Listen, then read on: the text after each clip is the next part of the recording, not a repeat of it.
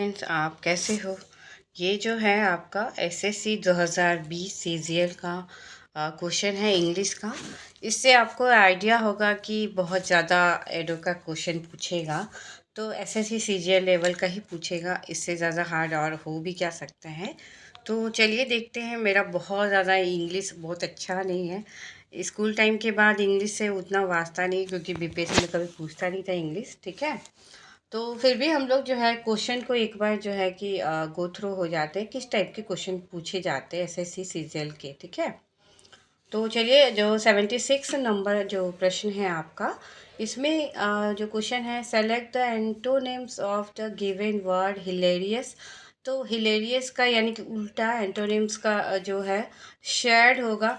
इस टाइप के अगर प्रश्न सीजीएल में पूछे जा रहे हैं, तो एडो में भी आपका इस टाइप का ही क्वेश्चन रहेगा और आप इसको बहुत अच्छे से कर पाओगे। ठीक है, 77 नंबर जो प्रश्न है आपका, in the sentence identify the segment which contains the grammatical error. एक आपको दे देगा कि आप किस तरीके से ग्रामेटिकल एरर को चूज करोगे, दो चार लाइन का जो वर्ड्स है उसमें से। ठीक है, तो the modern man is busy acquiring more and more wealth and designing way to invest it in more sense pleasure।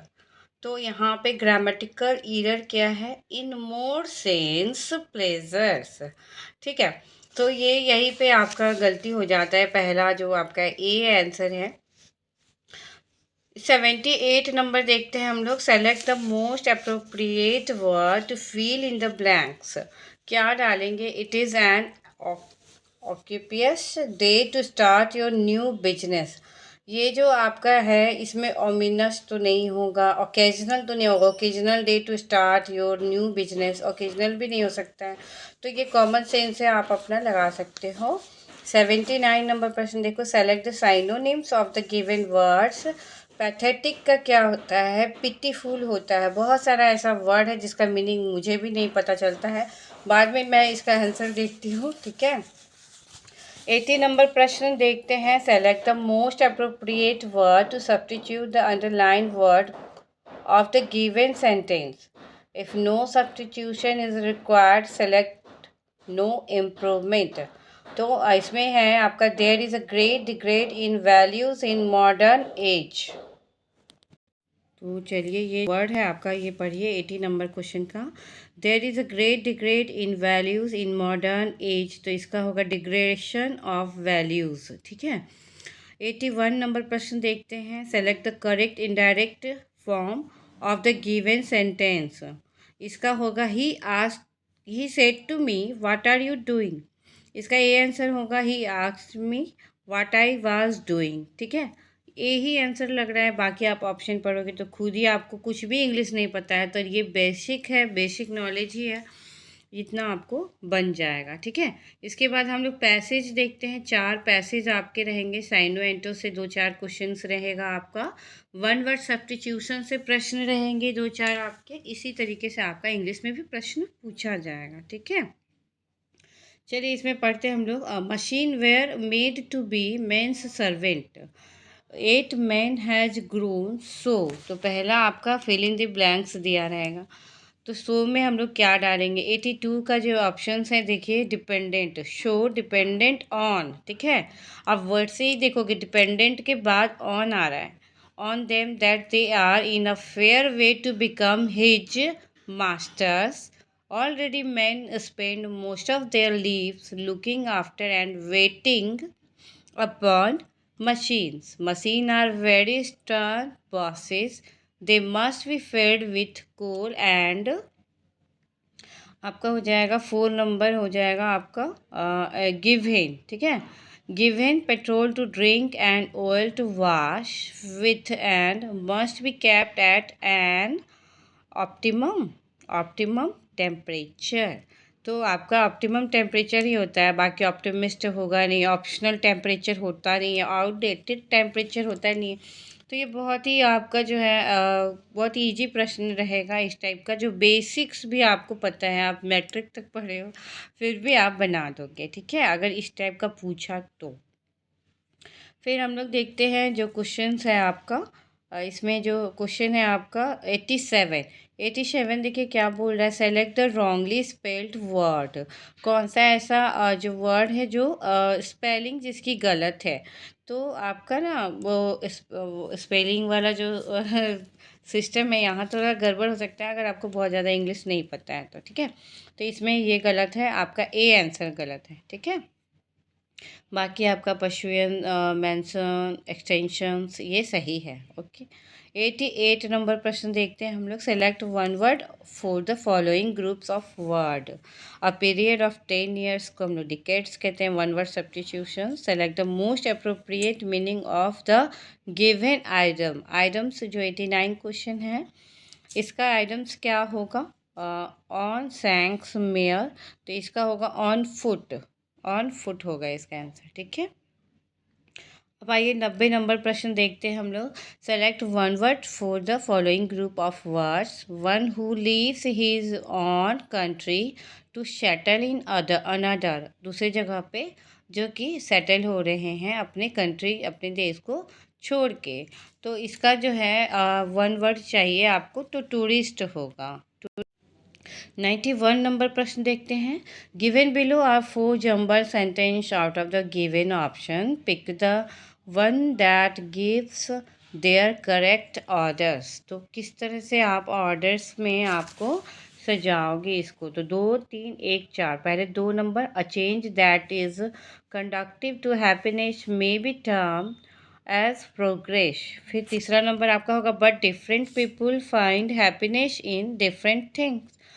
उसके बाद तीसरे नंबर पे पहला जो वर्ड्स है, पहले नंबर पे जो है वो होगा nevertheless sound health economic security and mental satisfaction are desired by all. Fourth number सबसे लास्ट में, so if a change contributes to the growth of this factor it is progress. किस तरीके से आप कॉमन सेंस से इसको क्रम में सजा सकते हो, इस टाइप का ही प्रश्न रहेगा। ये बस मैंने इसलिए शेयर किया है कि आपको आइडिया हो जाए कि एसएससी सीजीएल का इस टाइप से प्रश्न रहता है और ऐसे ही पूछा जाएगा। बाकी टेस्ट सीरीज में जो आपका पूछा गया है सब उसी टाइप का रहेगा, ठीक है। Select the most appropriate meaning of the given item. 92 का आप देखो, अ स्नेक इन द ग्रास, इसका मतलब है अ सीक्रेट इनेमी, ठीक है। हाँ, ये घास में छुपा हुआ जो सांप है ये हमारा दुश्मन हो सकता है, ठीक है। 93 नंबर देखिए, साइनो बोल रहे हैं। साइनो क्या है, पेशेंस का होगा रिपीटेंस, रिपीटेंस, ओके। 94 में आते हैं हम लोग। इसको भी क्रम सजाने के लिए दिया है 94 का, तो इसका आंसर सी होगा। यानी कि 3 number, I am going to jungle safari tomorrow. उसके बाद 4 नंबर है, my friend told me that jungle is beautiful in this days.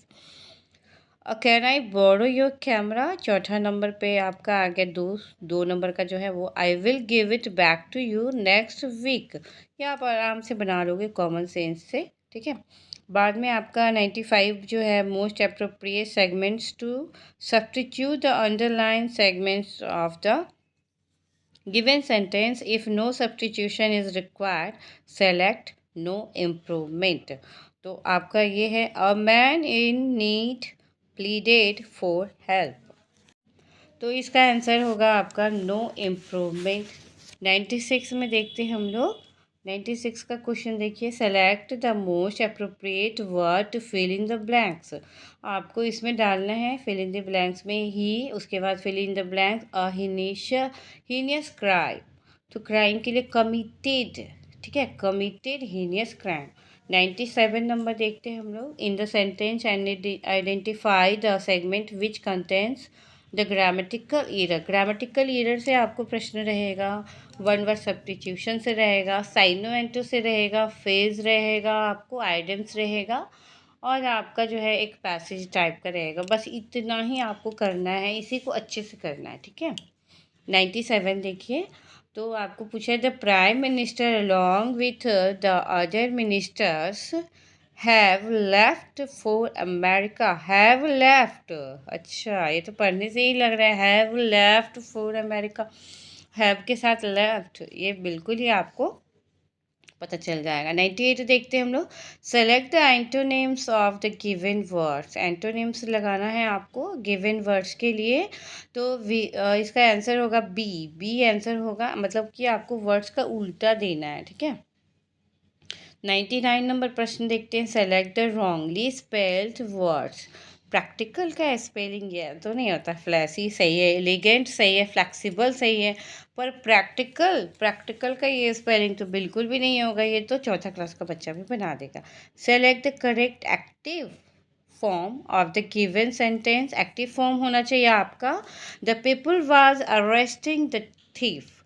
ठीक है, ये जो एक्टिव फॉर्म है आपका गिवन सेंटेंस का, the thief was being arrested by the police. ये थोड़ा सा ज़्यादा ही है, मतलब घुमावदार नहीं है। आपको एक्टिव फॉर्म में डालना है तो the people was arresting the thief. Okay, the police was arresting the thief, ये होना चाहिए आपका मोस्ट, आपका आंसर ये होना चाहिए। तो ये आपका जो है, सॉरी, ये आपका वर्ड जो है आपका 3 मार्च 2020 का प्रश्न पूछा गया है। इसी तरीके से मैं आपको शेयर कर दूंगी और 10 मिनट के टाइम में ही आप रिवीजन कर पाओगे और एक आइडिया लगा पाओगे कि किस तरीके के इंग्लिश के प्रश्न पूछे जाएंगे। क्योंकि इंग्लिश में ही 50% से को ज़्यादा लोग छटने वाले, मुझे ऐसा लगता है कि 20% से ज़्यादा लोग तो छट ही जाने हैं। 4-5 लाख तो इंग्लिश में ही घसक जाएंगे। तो आपको बहुत ज़रूरी है इंग्लिश को लास्ट टाइम देख लो प्लीज़। Okay, thank you.